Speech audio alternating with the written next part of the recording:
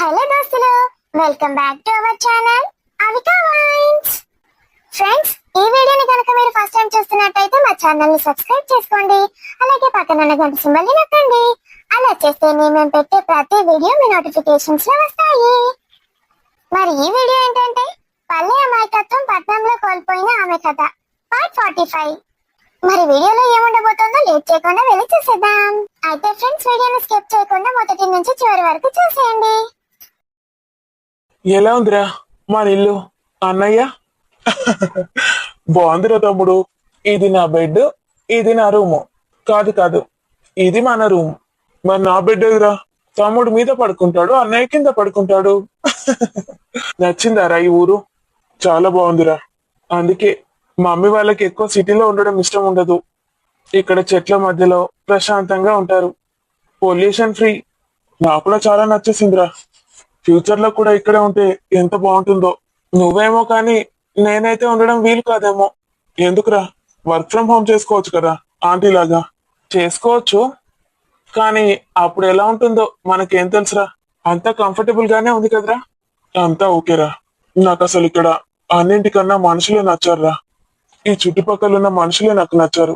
Aunty, uncle, నువ్వు, కారుణ్య, శృతి, మనం అందరం ఒకే ఫ్యామిలీ అయితే ఎంత బాగుంటుందిరా.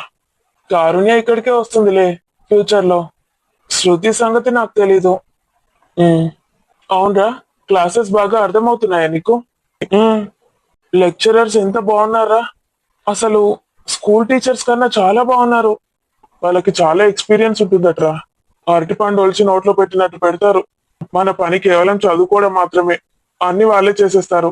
నాకైతే వాళ్ళు చెప్తూ ఉంటే ఎంత ఈజీగా అనిపిస్తుందో తెలుసారా. అసలు ఇంత బాగుంటుంది అనుకోలేదు కాలేజ్ అంటే. స్కూల్లో ఉన్నంత రెస్ట్రిక్షన్స్, ఆ బౌండరీస్ దాటకుండా వెళ్ళడం అసలు నచ్చేది కాదురా నాకు. ఇక్కడ అసలు ఫ్రీగా అనిపిస్తుంది. ఎక్కడికంటే అక్కడికి ఎగిరేయొచ్చు అనిపిస్తుందిరా. ఇంటర్మీడియట్ అంటే అలాగే ఉంటుంది. ఇంతకు ముందు అంటే స్కూలు, టీచరు, టైమింగ్స్ ఇవన్నీ ఉండేవి. అమ్మో, మా ఇన్ఛార్జ్ సార్ అయితే ఒక్క 1 సెకండ్ లేట్ వచ్చినా తిడతారు. మాకు కూడా అంతేరా. నాకైతే మరి ఇంటర్ వేరు స్కూల్ వేరు అని ఏం అనిపించట్లా. కాకపోతే టీచర్స్ చాలా బాగున్నారు. I mean lecturers. అరవడం, కొట్టడం అయితే లేదు. ఎంత సైలెంట్ గా కూర్చుంటున్నారా కాలేజ్ లో, క్లాస్ లో. అందరికీ పెద్దవాళ్ళం అయిపోయామనే ఫీలింగ్ వచ్చిందేమో. అందుకే అందరూ సైలెంట్ గా ఉంటున్నారు. అలా వెళ్దాం పదరా. ఎక్కడికి రా బయలుదేరుతున్నారు? ఊరికే అలా కిందికి వెళ్దామని మమ్మీ. నేను డాడీ బయటికి వెళ్తున్నాం రా.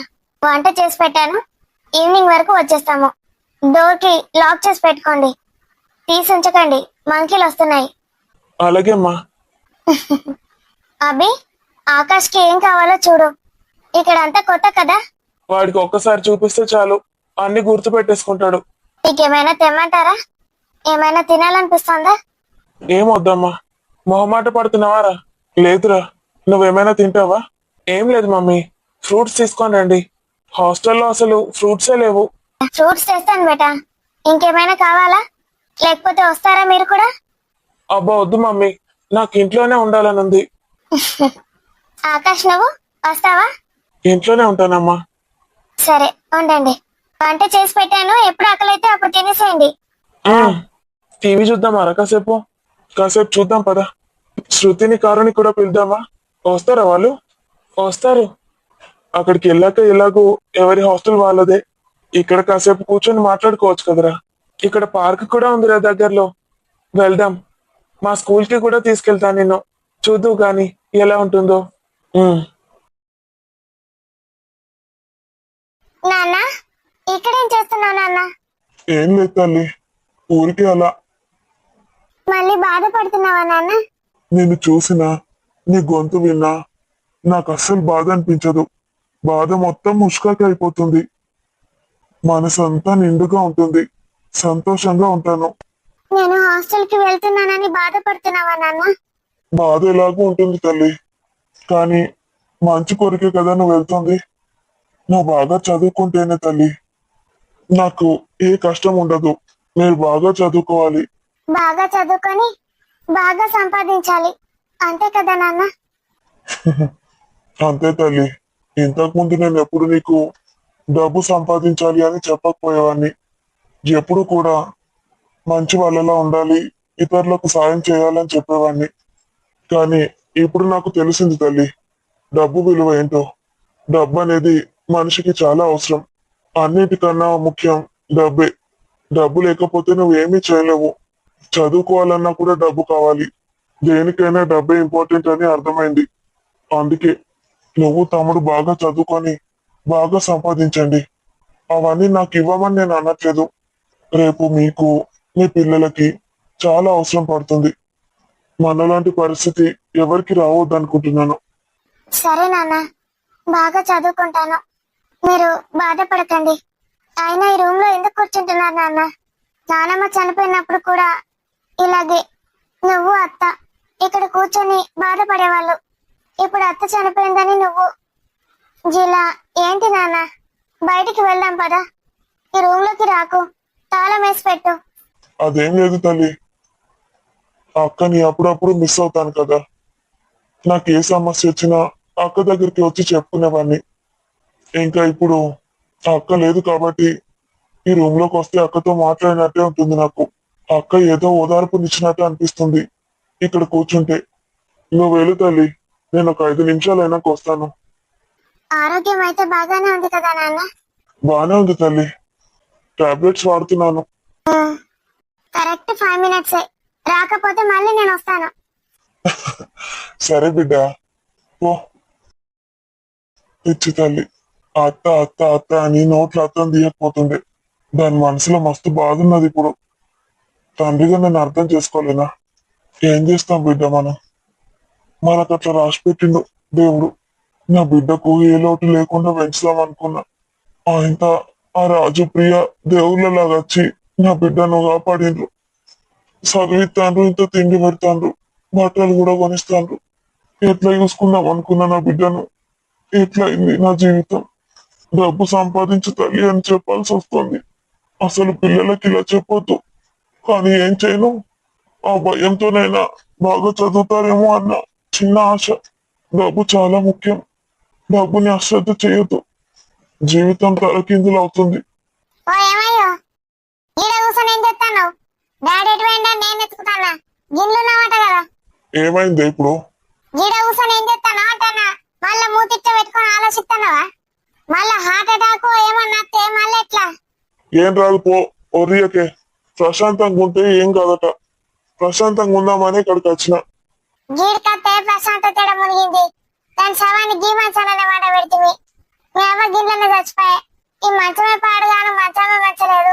అవతల వారి అవతల వారి అంటే ఏంది? ఇప్పుడు ఇటువంటి మంచం కొనుక్కరావాలంటే 50,000 కావాలి. అర్థమైందా? 50,000 ఓ 10-15 వేలు పెడితే వస్తుంది. ఇది టేకు చెక్కనే మా నాన్న ఏంచిండు. మంచి నాన్ననే ఎత్తి గదేనా నీకు మీ నాన్న ఇచ్చిన ఆస్తి? టేకు చెక్క మంచం ఆస్తి. ఏమైనా గిళ్ళ ఖర్చు మూతిట్లో పెట్టుకొని కూర్చుంటాడు. మళ్ళీ ఏమన్నా అయితే ఎవరు చేయాలి నీకు? పైసలు ఏం నుంచి పెట్టాలి?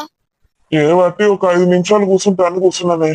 అన్నాడు బయటకు వచ్చి ఏమైనా పని చూసుకోవడో చేసుడో ఏం లేదు. ఏమైనా రోజు గిల్ల కూర్చుంటాడు. బిడ్డది మంచిగానే ఉన్నది, వాళ్ళే చదివించుకుంటాను అనుకుంటాను. మరి కొడుకు పరిస్థితి ఏంది? ఆయన గురించి ఆలోచించుతాను. ఏమైనా పట్టించుకుంటానవా? ఆడు ఎట్లా తయారవుతాడు? నేను స్టార్ట్ చేయనే చేసిన. బీడీలు చేసుడు, మిషన్ కుట్టుడు. నువ్వైతే ఏది దిక్కులేదు. ఏమన్నా చిన్న చిన్నగా మొదలు పెడితేంది? ఒక రమేష్ కూడా షాప్ తెరుతాడు రేపు. పెడదామే, ఏం పెట్టానో అర్థమైతలేదు. కొంచెమన్నా పైసలు కావాలి బిజినెస్ చేయాలంటే. మళ్ళీ అవి ఏడు నుంచి అడగచ్చుడే. ఏడు నుంచి అన్న అడకరా, తొందరగా మొదలు పెట్టి ఏదోటి. నీకు చేత కాకపోతే చెప్పు, నా ప్రియవాళ్ళను దీంతంత పైసలు అడుగుతా. మేము గిది వేద్దాం అనుకుంటున్నాం. మొదలు పెట్టడానికి పైసలు వాళ్ళు ఇస్తలేరంటే వాళ్ళే ఇస్తారు. అద్దద్దు, నువ్వు అడగకు. నేను ఎక్కడి నుంచైనా పట్టుకొస్తా. మరి ఎన్నడు ఇట్లా ఎన్నేళ్ళు కూర్చుంటావు? ఏమన్నా బంగారం ఉన్నా అయిపోవు. నీ బంగారం కగ్గి పెట్ట. నా బంగారాలు చేయించిన బంగారం కూడా కుదబెడుతుంది. చిన్న ఉంగరం లేదు ముక్కు పురుగా కాని నుంచి తీసుకుపోతుంది. నా బిడ్డకేం పెట్టుకోవాలి? నేను గిట్లే చస్తా గాని కోడలికేం పెట్టాలి రేపు? తినడానికి తిండి లేక చత్తన్నామంటే బంగారం గురించి వచ్చిందా ఇప్పుడు? ఉన్నాయన్ని కుదబెట్టుకుంటా పోయినావు. మళ్ళా బంగారం అంటే నీకు చీపు కనబడుతుంది. ఈ పరుపు అవతల వారేయమంటే వారేయవు. ఇవాళ గలచ్చయ్య చెప్పి వారేయించుతావు. ఇది ఉన్న రోజులు మనకు దరిద్రమే. దాన్ని ఇంకేమన్నా బట్టలు పాడేనే? మీ అవ్వది చీర గిడి ఉంటాయి కదా, తీసినావా? నేనేం తీయలే, నేనెందుకు తీస్తున్నా గవి? ఇవన్నీ అవతల వారేంచి తాగు. అన్ని ఇంట్లోకెళ్ళి పోతేనే దరిద్రం పోతుంది. మీ అక్క దరిద్రం, మీ అవ్వ దరిద్రం. ఆగో గన్నెపేట కూడా ఉన్నదే దీనికి మీ అక్కకు. ఈ గన్నెపేటలో ఏమేం పెట్టి మునిగిందో. అన్ని చీరలు మన్నొద్దు మోగుని గురించి ఏమైనా రాసి పెట్టిందో. అవన్నీ ఇప్పుడు ఎందుకే తీసుడు? ఎవరకు అది ఉన్నప్పుడు నన్ను ముట్టనియకపోతుంది, అది చచ్చినాక కూడా నన్ను ముట్టనియవా? అవతల వారేయడానికి కూడా ముట్టద్దా? అది ముడితే నాకేం వచ్చి మునుగుతుంది దరిద్రం తప్ప. ఏమన్నా వెట్టి మునిగిందేమో చూస్తా. బట్టలు అయితే బయట వారేసి కాల పెడతా. పోయి పెట్ట పడగానే ఎంత బరువు పడైంది.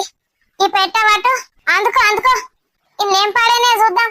అవొగ్గిది అందుకోమంటే పోతాడు. అవి చూస్తే మా అక్క గుర్తుకొస్తుంది నాకు. ఏమన్నా చేసుకో అవతల వారి. నీ అక్క చెక్క పాడుగాను. ఈ పెట్టలేం పాడేని అన్ని బట్టలే కదా. దీనికి తాళం కూడా వారేసింది. మొన్న వల కొడితే తాళం తీత్తా తీత్తా అంటే తీసుడు అయితలేదు. దరిద్రం పాడుగాను. ఎక్కడ దరిద్రం కొట్టు పెట్టనో ఏమైంది. స్నానం చెయ్యాలి. దిక్కుమాలే అని ముట్టుకున్నా. అన్ని బట్ట పిలకలే, అన్ని బట్ట పిలకలే. గిదే గిదే మా అత్త నెక్లేసు. మా అత్త మా ఆడబిడ్డకి ఇచ్చింది. ఏడ నాశనం చేసిందో అనుకున్నా. ఇది 5 తులాలలో ఉంటది.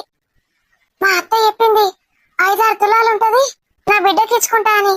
ఇది అమ్మి పాడు దొబ్బింది అనుకున్నా. గిన్నె దాచిపెట్టిందా? అందుకే ఈ ట్రంక్ పెట్టకు తాళాలేసి పెట్టింది. ఈ నెక్లెస్ మా అమ్మకు చెందింది. మా అమ్మ నాకిచ్చింది. ఈ నెక్లెస్ నా దగ్గరున్న సంగతి మా ఆయనకు కూడా తెలియదు. ఇది నా సొంతం. అమ్మ దీన్ని పెళ్లి కట్నంగా ఇవ్వలేదు, నాకు బహుమతిగా ఇచ్చింది. ఇది నా మేనకోడలు కారుణ్య కోసం దాచిపెట్టాను. దాని పెళ్లి వరకు నేను ఉంటానో ఉండనో తెలీదు. ఉన్నా లేకున్నా ఇది నా మేనకోడలు కారుణ్యకి ఇవ్వండి. అది నా కూతురుతో సమానం. మా అమ్మ నాకు ఇచ్చిన ఆస్తి నేను నా కూతురికి ఇస్తున్నాను. 5 తులాల నెక్లెస్ ఏడబోయింది అని దాన్ని ఎన్నిసార్లు తిట్టినో చప్పుడు వేయలేదు. మరి ఒక్కనాడు మెడలో కూడా వేయలేదు. దయ్యపు మొక్కది గిన్నె దాసినాది నా బిడ్డ కోసం. ఆ ముసల్ది దాని దరిద్రము దీనికి ఇచ్చింది. ఇది గిట్ల చచ్చింది. మొగులు లేక మన్ను లేక దుబ్బలేక ఎక్కడ జాతకమో ఏమో దీంది. ఈ దరిద్రాన్ని నా బిడ్డకిత్తదట. ఇప్పుడు నా బిడ్డకిత్తే నా బిడ్డ జీవితం కూడా దీని లెక్కనే అవుతుందమ్మా అన్న. అద్దద్దు.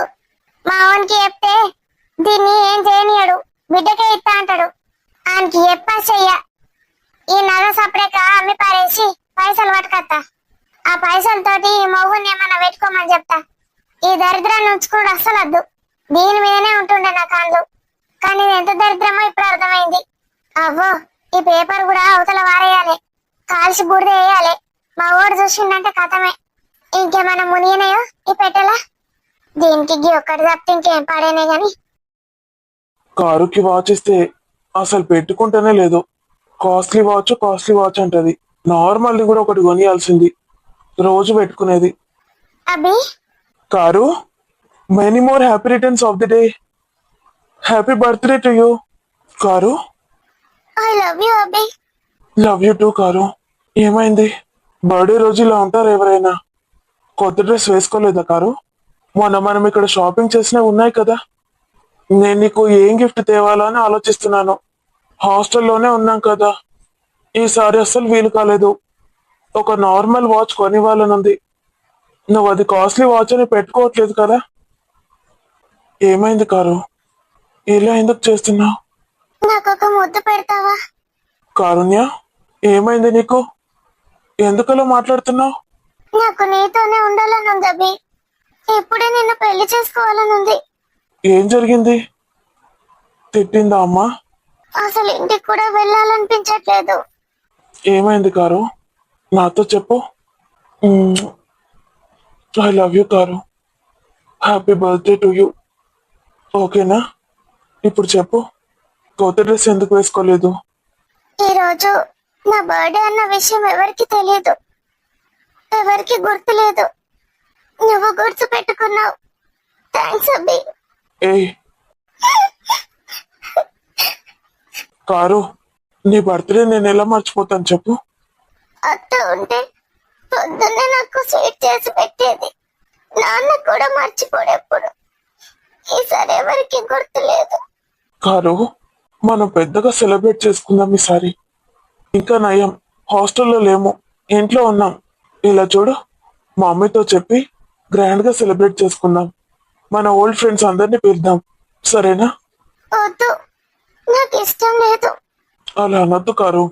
చిన్న చిన్న వాటికి బాధపడతారా? మీ పేరెంట్స్ కొంచెం కష్టాల్లో ఉన్నారు కదా, మర్చిపోయారేమో. రా ఆకాష్, ఇది మా ఇల్లు. రా. మా మమ్మీ. నమస్తే ఆంటీ. ఎవరే? మమ్మీ, మన అభి వాళ్ళ అన్నయ్య. అభి వాళ్ళ అన్నయ్యనా? ప్రియాత వాళ్ళు దత్తత తీసుకున్నారు వాళ్ళ బంధువుల అబ్బాయిని. అవునా? ఎప్పుడు చెప్పలే మరి? ఈ మధ్య అమ్మా. ఏ ఊరు పిల్లగాండి? హైదరాబాదు. హైదరాబాదే అమ్మా. మేము ప్రియాత వాళ్ళ ఇంట్లో ఉన్నాం కదా, అదే సందులో ఉంటుంది వీళ్ళిల్లు కూడా. మేమందరం ఇప్పుడు ఒకటే కాలేజు. అభి ఉన్న ఆకాష్ ఇద్దరు ఒక హాస్టల్, మేమిద్దరం ఒక హాస్టల్. నువ్వు కారుణ్య ఒకటి, ఈ ఆకాశ్ అభినయ్ ఒకటా? అవునమ్మా, నేను ఆకాష్ ఒకటే గ్రూప్. ఇప్పుడు మా ఇద్దరిది ఒకటే క్లాసు. వాళ్ళిద్దరిది ఎంపీసీ, మా ఇద్దరిది బైపీసీ. వాళ్ళిద్దరు ఒక క్లాసు, మేమిద్దరం ఒక క్లాసు. ఎంపీసీలో ఎంపీసీలో. మరి దత్తత ఎందుకు తీసుకున్నారు? ఈ పిల్లగాడు అనాథనే ఏంది? వాళ్ళ అమ్మా నాన్న ఇక్కడ ఉండరమ్మా, విదేశాలలో ఉంటారు. విదేశాలలో ఉంటారా? అవును, రాజు అంకుల్ కి ఆయన బెస్ట్ ఫ్రెండ్ అట. ఆకాష్ ఇక్కడనే హాస్టల్ వేసిండు. కొన్నేళ్ల నుంచి ఒక్కడే ఉంటున్నాడు. మరి ఈ పిల్లగాని కూడా అటు తీసుకుపోతే ఏంటో? ఆకాష్ వాళ్ళ అమ్మమ్మ ఎన్ని రోజులు చూసుకున్నది ఆకాష్ ని. ఇప్పుడు అమ్మమ్మ చనిపోయింది, అక్కడికి పోవుడు ఇష్టం లేక ఇక్కడనే ఉంటున్నాడు. అందుకే రాజు అంకుల్ వాళ్ళు దత్తత తీసుకున్నారు. అవునా? నేను అనాథనయ్యింది అనుకున్నా. మరి దత్తత అంటే సరే మీకేం తెలుసు? నేను ప్రియాని అడుగుతాది. మనం కారు వాళ్ళ ఇంటికి వెళ్దాం పదా. ఏం తిరుగుతావే నాని? ఓకే, ఇంట్లో ఏం చేయమంటావమ్మా? ఆగో, గీ పిల్లగాడే వాళ్ళు నా దోస్తు అనుకుంటూనే ఉన్నా. బయటకు వాంపకే అంటే వాంపింది. ఎవరిని పట్టుకొనే వచ్చింది కదా ఇంటికి. అది అట్లనే మాట్లాడుతుంది, మెంటల్ది మా నానమ్మ. నమస్తే నానమ్మ. నానమ్మని కాదు, అమ్మమ్మనైతా. నమస్తే అమ్మమ్మ. అప్పుడే వరుసలు కలిపినావు కదా, ఏ మాటలు అవి? ఏడ పని పాట లేదా నీకు? ఎవరే? ఇప్పుడు నీకు చెప్పన్నా సుత్తంత. అభి వాళ్ళ అన్నయ్య. అభికి అన్నయ్య ఉన్నాడా? అవును, వాళ్ళ పెద్దమ్మ కొడుకు. ఓహో, సెలవులకు వచ్చిన పిల్లగా? అవునమ్మమ్మ. వీళ్ళిద్దరు ఒకటే క్లాస్ అట. మన సుత్తును ఈ పిల్లగాడు ఒకటే క్లాసా? ఇంకేంది, నేను అనుకుంటూనే ఉన్నా దీన్ని బయటకు పంపినామంటే ఏదో తెలుగబెట్టుకొస్తుందని. నీకెందుకే, నా ఇష్టం. ఆగో, మీ అమ్మ సంబంధాలు చూస్తుంది, చూడకని చెప్పు. మరి ఏంది మమ్మీ, నానమ్మ ఎప్పుడు పిచ్చి పిచ్చి మాట్లాడుతుంది, నా మూడంతా నాశనం చేస్తుంది. ఏమన్నది నానమ్మ? నీకు చెప్పనే చెప్తే నేను ఇంటర్ అయిపోయినాక పెళ్లి చేస్తా అని. ఇంటర్ ఇంకా స్టార్టే కాలేదు, అప్పుడే అయిపోడు పెళ్లికి వచ్చిందా? అగజూడు కోపం ఎట్లా వస్తుందో దానికి. అప్పుడప్పుడు వాడికి వెళ్ళి బాబాయ్కి ఫోన్ చేస్తేంది? ఫోన్ ఒక్కసారి కూడా ఎత్తలేవట కదా, రోజు అడుగుతాడు ఫోన్ చేస్తలేదు ఏంటి శృతి అని. నేను చెయ్య. చెయ్య అంటది. అట్లా అనద్దు బిడ్డ, అప్పుడప్పుడు వేసి మాట్లాడు. పాపం రోజు అడుగుతాడు బాబాయ్ నీ గురించి. నేను చెయ్య మమ్మీ. చేయకపోతే నీకు సంబంధాలు ఎడికెళ్ళి చేస్తాడే. బాబాయ్ అని మంచిగుంటేనే కదా నీకు మంచి సంబంధం పట్టుకొస్తాడు. నాకు అసలు సంబంధాలే అవసరం లేదు. నువ్వు ఇంకోసారి అట్లా మాట్లాడినావంటే మంచిగా ఉంటుంది చెప్తున్నా. నేనేమాన్లే అవ్వ, నీ అవ్వని అడుగు. మమ్మీ, నువ్వు ఇంకోసారి పెళ్లి గురించి మాట్లాడావు అనుకో, నేనేం చేస్తానో నాకు తెలియదు. అట్లా అంటావు. ఇప్పుడు 2 ఏళ్ళు అయినాక ఇక పెళ్లి ఏమని నువ్వే అడుగుతావు. సరే మంచిది, నేను అడిగినప్పుడు చెయ్యు. ఎవరిలో పట్టుకొచ్చుకుంటుంది అని నాకు మాయరికే. అవును, పట్టుకొచ్చుకుంటా. ఇగో తీసుకొచ్చుకున్నా కదా, ఈ ఆకాష్నే నేను పెళ్లి చేసుకుంటా. ఇంకోసారి నా పెళ్లి గురించి మాట్లాడితే మంచిగా ఉండదు చెప్తున్నా. నేను వీడినే పెళ్లి చేసుకుంటా అనుకున్నా. నేనే అనుకుంటూనే ఉన్నా. పోరాన్ని పట్టుకొచ్చినప్పుడే అనుకున్నా, ఏమేం చేసిండ్రో ఇంకేం చేసిండ్రో ఆడుకోయి. వారి కడుపు ఇట్ట రాజిక్క అయిత పెళ్లి. అవును, అన్ని చేసుకున్నాం మేము. మమ్మీ, నేను వీడినే పెళ్లి చేసుకుంటా. నువ్వు ఇంకోసారి నా పెళ్లి మాట ఎత్తకు. బాబాయ్కి ఫోన్ చేయమని మాత్రం అసలు నాకు చెప్తున్నా. బాబాయ్ వద్దు, నాకు ఎవరొద్దు. నేను ఎవరితోటి మాట్లాడా. రా ఆకాష్. చూసినావే పోర్ని, ఏమైంది దీనికి గిట్లా చెప్తాంది? నేను చెప్తానే ఉన్నా బయటకు చదువులకు పంపకే, ఇంట్లోనే ఉంచుకోవాలి అని. మనం పెళ్లి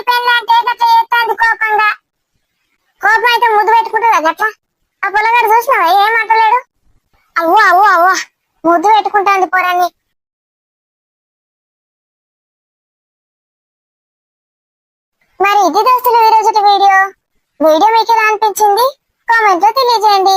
వీడియో నచ్చితే ఖచ్చితంగా లైక్ చేయండి దోస్తులు. వీడియోని మీ బంధుమిత్రులకు షేర్ చేయండి. అలాగే మన వీడియోస్ ని హైప్ చేయండి ఫ్రెండ్స్. సారీ దోస్తులు, ఈ సిరీస్ కి వ్యూస్ చాలా అంటే చాలా తక్కువ వస్తున్నాయి. ఎఫర్ట్స్ పెట్టి వేస్ట్ అవుతోంది. వ్యూస్ లైక్స్ తక్కువ వచ్చిన రోజులు లెంత్ పెంచలేం దోస్తులు, అర్థం చేసుకోండి.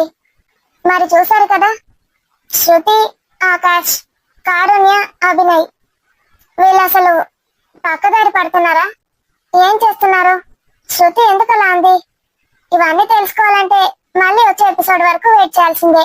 అంతవరకు సెలవు మరి. Bye bye friends. Thank you for watching this video. See you in next video.